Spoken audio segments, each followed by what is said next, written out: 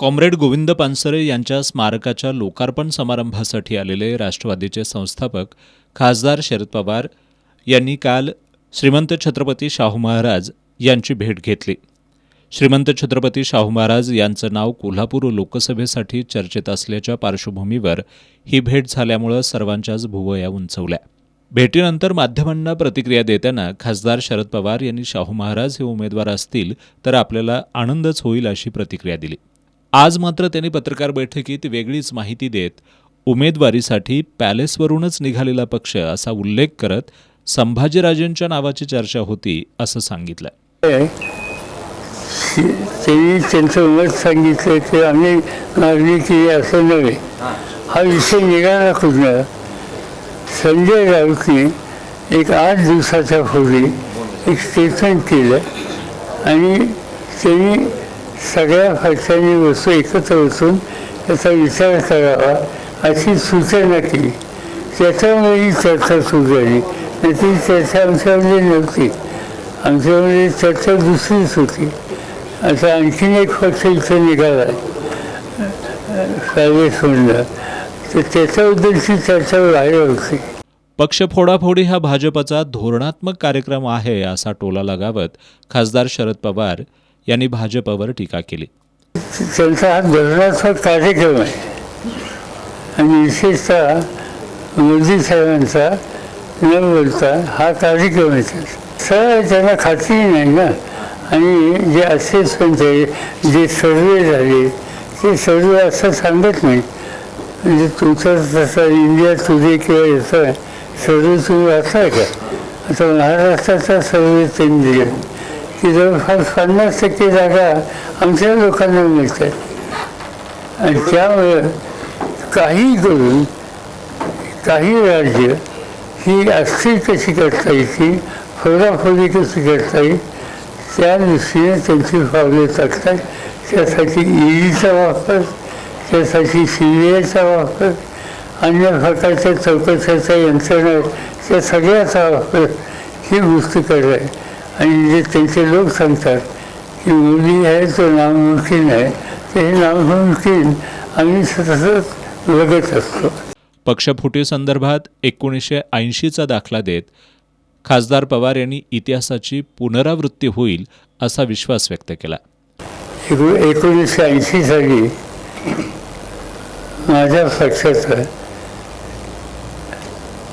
59 आमदार निवडून आले. अंतुले मुख्यमंत्री होते आणि निवडणूक झाल्याच्या नंतर मी सुट्टीवर परदेशाला गेलो. 10 दिवसांनी परत आलो तर 59 आमदाराच्या पैकी 6 सोडून सगळे गेले. म्हणजे 3 महिन्यात मी विरोधी पक्ष नेता होतो. तो विरोधी पक्ष नेतेपद गेलं आणि 5 लोकांचा नेता. त्यावेळी मी ठरवलं काय करायचं, काम केलं. आणि त्यानंतर जी निवडणूक 5 वर्षांनी झाली त्या 6 सोडून जे आमदार गेले होते त्यातले 95% आमदार पराभूत झाले आणि आमचे लोक निवडून झाले. नेहमीच होईल.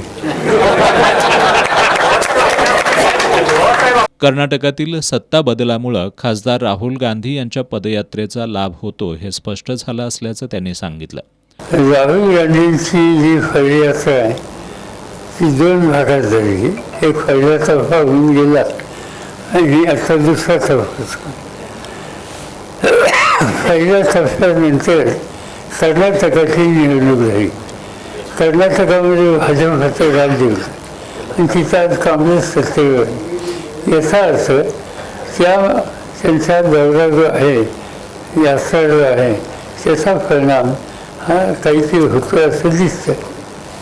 कांदा निर्यात बंदी, इथेनॉल उत्पादनावरील निर्बंध यासारखे केंद्र सरकारचे धरसोडीचे निर्णय शेती अर्थव्यवस्थेला घातक ठरत आहेत असं मत खासदार शरद पवार यांनी व्यक्त केलं.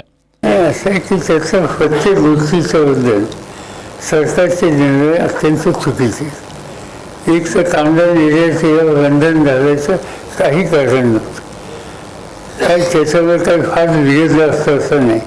असं की काही गोष्टीच्या बद्दल सरकारने समंजस होण्याची भूमिका घेतली आहे. आता कोल्हापूर जिल्हा हा साखर ऊस उत्पादन करणारा शिकवणारा जिल्हा. प्रधानमंत्र्यांनी जाहीर केलं की तुम्ही साखर जशी करता तसे इथेनॉल करा. अनेकांनी इथेनॉलचे प्लॅन टाकले. आता दुसरी अर्ज अशी काढली की डायरेक्ट तुम्ही इथेनॉल करायचं नाही.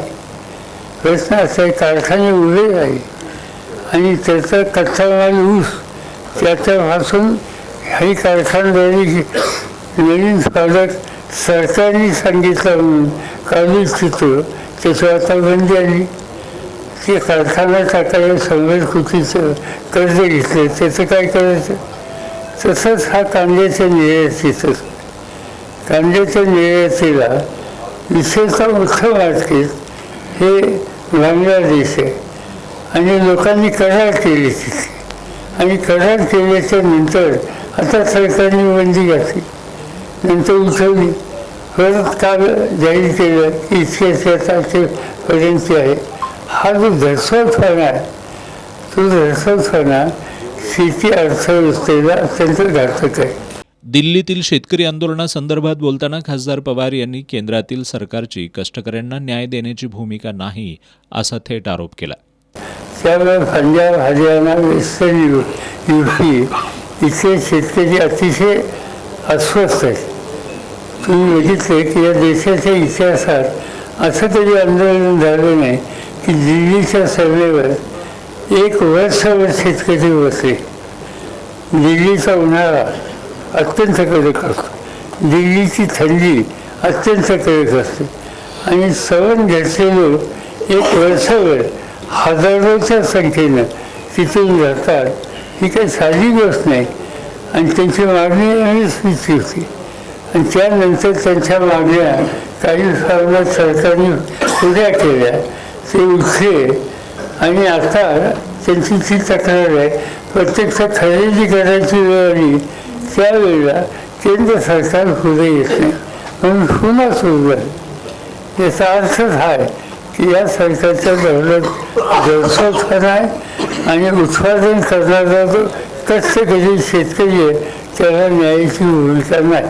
मराठा आरक्षणाच्या विषयावर बोलताना खासदार शरद पवार यांनी हे आरक्षण न्यायालयात टिकेल की नाही याबद्दल तज्ज्ञांसह आपल्यालाही शंका असल्याचं सांगितलं.